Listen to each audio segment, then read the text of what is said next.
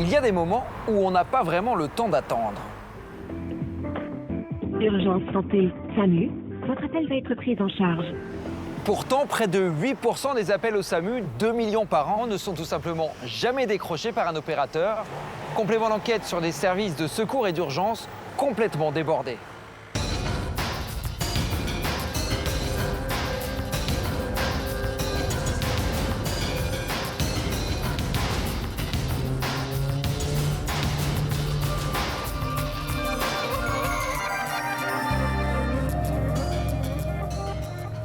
Bonsoir, c'est un chiffre noir qui n'apparaît dans aucun bilan officiel des autorités de santé. Il y aurait, d'après plusieurs soignants qui se confient ce soir, des centaines de morts chaque année à cause de la saturation des urgences. Malgré les risques, et pour lancer l'alerte, un médecin a accepté de filmer ses patients abandonnés dans les couloirs de l'hôpital. J'ai 1, 2, 3, 4, 5, 6, 7 ambulances qui sont en attente. Très clairement, on ne peut pas assurer la sécurité des patients là. C'est simple, le dernier, là, il est resté 7 jours sur un brancard. Pour tenter de désengorger en amont les urgences, le gouvernement mise tout sur le 15, le téléphone du SAMU. Mais vous allez voir dans quelles conditions sont recrutés ces agents de régulation qui ont parfois votre vie ou celle de vos proches au bout du fil. Ça fait 25 minutes que vous me dites que vous êtes parti. Oui, non mais c'est sûr, je comprends. Dépêchez-vous. Je pense que c'est la faute du SAMU si elle n'est plus là. Pour en parler, on s'est installé sur le toit de France Télévisions, juste à côté de l'hôpital Georges Pompidou à Paris. Malgré nos très nombreuses sollicitations, l'actuel ministre de la Santé, François Braun, pourtant lui-même ancien urgentiste, n'a pas souhaité réagir à nos révélations. On recevra donc la toute première ministre de la Santé d'Emmanuel Macron, Agnès Buzyn. Ce sera juste après l'enquête de Julie Pichot, Pedro Brito da Fonseca, Christophe Barrère et Marielle Crook pour TV Presse. SAMU Centre 15, bonjour. Oui, bonjour, je vous attends pour ma maman depuis 25 minutes. Elle est en train de faire un arrêt cardiaque. Là. Il faut que vous veniez tout de suite. Elle ne respire plus. Ça fait 25 minutes que vous me dites que vous êtes parti. Oui, non mais c'est sûr, je comprends. Dépêchez-vous, s'il vous plaît. Alors, elle est S'il vous comment plaît, dépêchez-vous. madame? Je ne respire plus, mon père est en train de faire un massage cardiaque. D'accord, ok. Sur cet enregistrement daté de 2019, on entend la voix d'Anne-Sophie Forny, paniquée. Sa mère est en train de mourir sous ses yeux. Elle appelle le SAMU pour la 3e fois. Dépêchez-vous. Oui, les secours sont partis, il y a le SMUR qui est parti, madame, d'accord? Mais il y a combien de temps Ils sont partis, il faut juste qu'ils arrivent, c'est tout, d'accord? Dans la bouche. La bouche. Voilà, j'ai envoyé une équipe médicale, Qu'est-ce qu'il faut d'accord? que je fasse? Mais est-ce qu'ils sont partis? Qu'est-ce qu'il faut faire? Ça y est, il faut faire le massage cardiaque. Oui, on est en train de le faire. SAMU Centre 15, ne quittez pas. Nous allons donner suite à votre appel.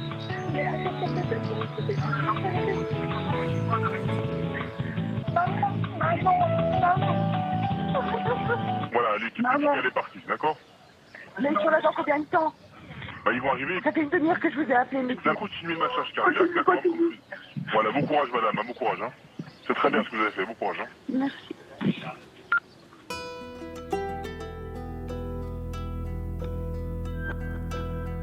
Édith Greffier avait fêté ses 62 ans avec son petit-fils, 6 mois plus tôt. Le jour du drame, toute la famille était de nouveau réunie. Le repas se passe et puis au moment du dessert, donc je lui demande si ça va. Elle me dit oui mais non. Et après j'ai vu que bon, elle était vraiment de moins en moins bien, ça se dégradait au fur et à mesure. Elle commence à avoir des sueurs et elle a du mal à respirer. Qu'est-ce qui vous fait dire à un moment donné, il y a urgence, il faut que j'appelle le SAMU? Quand elle a mal dans le bras gauche. Parce que je savais que c'était les signes d'un infarctus. Elle compose immédiatement le 15. Lors de ce premier appel, le médecin semble plutôt penché pour une gastro-entérite. Allô, bonjour, médecin régulateur. Donc, vous nous appelez pour votre maman, Edith, qui vomit, c'est ça? Donc elle a vomi, oui, tout à fait. Oui. Et Elle a vomi une fois, 2 fois, elle a des diarrhées aussi? Oui, elle a eu la diarrhée aussi. Elle a mal dans le bras gauche. Que le bras gauche, c'est quand elle lève le bras en l'air qu'elle a mal? Non, même pas, apparemment c'est en continu, elle est touchée là. Oui, vous pouvez lui demander. Elle a mal au ventre aussi? Maman, c'est qui a mal au ventre aussi. Elle a mal au ventre et à la tête aussi. Et la douleur du bras gauche, elle la sent toujours? Tu sens toujours ta douleur dans le bras, maman? Oui, toujours. Et elle est toute blanche. Oui, elle vient de vomir, c'est pour ça. Eh ben, écoutez, on va la voir, hein, puisqu'elle ne se sent pas bien. Il y a beaucoup de gastro en ce moment. Donc, il y a une ambulance qui va venir la prendre, hein, qui sera là dans l'heure qui vient, pour l'emmener sur les urgences les plus proches de chez vous. Persuadée qu'il n'y a pas de danger de mort, son interlocutrice envoie une simple ambulance, sans médecin urgentiste à bord. Mais de minute en minute, l'état d'Édith Greffier se dégrade. C'était très violent, hein. Elle souffrait énormément. Et après, elle avait des énormes sueurs. Hein, donc, c'est-à-dire, voilà. Donc, moi, je lui massais le bras et je l'épongeais. Et d'un seul coup, elle est devenue toute bleue. Et là, elle a fait un arrêt.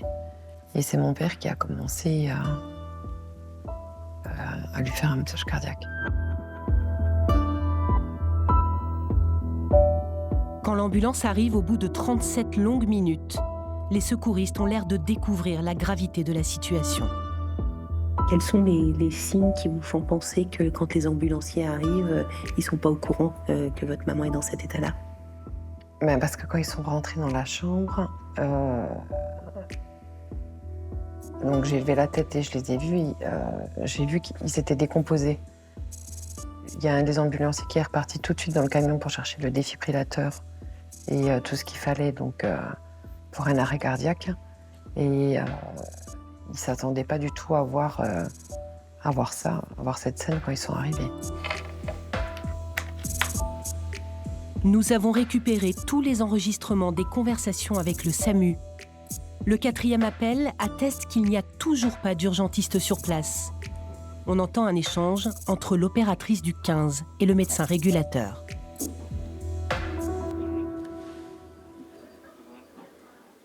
Je voudrais savoir pourquoi le SAMU n'a pas été envoyé tout de suite. Parce qu'elle avait juste une gastro. Alors, ouais. Et le SMUR, il va arriver. Alors, attends. Ouais. Il aura fallu 5 appels et près d'1 heure pour qu'une équipe du SAMU arrive enfin et tente de réanimer Édith Greffier. En vain. Elle décédera d'un infarctus à l'hôpital. Je pense que c'est la faute du SAMU si elle n'est plus là. Pour moi, c'est le centre d'appel. Je suis toujours en colère. Enfin, colère et tristesse. 5 jours plus tard, Anne-Sophie porte plainte contre le SAMU de Besançon pour homicide involontaire. Nous nous sommes procuré la lettre que les ambulanciers ont fournie au dossier. Ils confirment ne pas avoir été alertés qu'une vie était en jeu. Nous avons été missionnés par le SAMU vers 15h26, sans indication de notion d'urgence vitale, sans avoir reçu l'information que la patiente était en arrêt cardiaque.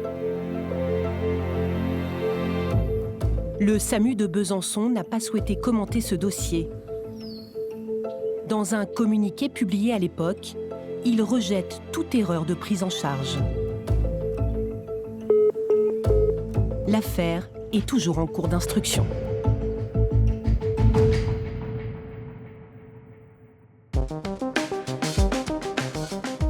Les urgences sont censées sauver des vies. Mais faute de place, sont-elles aujourd'hui responsables de certains morts? Il y a une femme qui est restée dans une salle d'attente de 18h à 6h du matin sans qu'on lui apporte le moindre soin. Et elle est décédée. C'est révoltant. Services submergés, soignants à bout. Les patients sont-ils en danger? Est-ce qu'on peut aller dans un service d'urgence au jour d'aujourd'hui, en France, sans prendre de risques? C'est ça la vraie question. Combien de drames auraient pu être évités? Les alarmes, on les a sonnées, on a frappé aux portes. Et j'ai l'impression qu'on nous laisse être des équilibristes. C'est insupportable pour moi.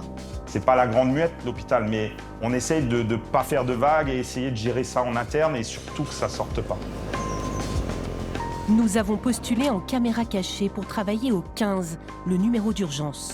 On est monté jusqu'à plus de 4000 appels par jour. Les gens sont épuisés, c'est de l'abattage, quoi. L'appel est resté une demi-heure en attente. Et quand le médecin a décroché l'appel, le patient était en arrêt cardiaque. D'ici la fin de l'année prochaine, nous devrons avoir désengorgé tous nos services d'urgence. Comment tenir les promesses présidentielles quand depuis des années les plans se succèdent, en vain, pour sauver l'hôpital en crise? Nous poserons la question au ministre de la Santé, urgentiste de profession. Monsieur Braun, bonjour. C'est complément d'enquête. Vous refusez nos sollicitations. On voudrait vous interviewer sur la situation des urgences et du SAMU.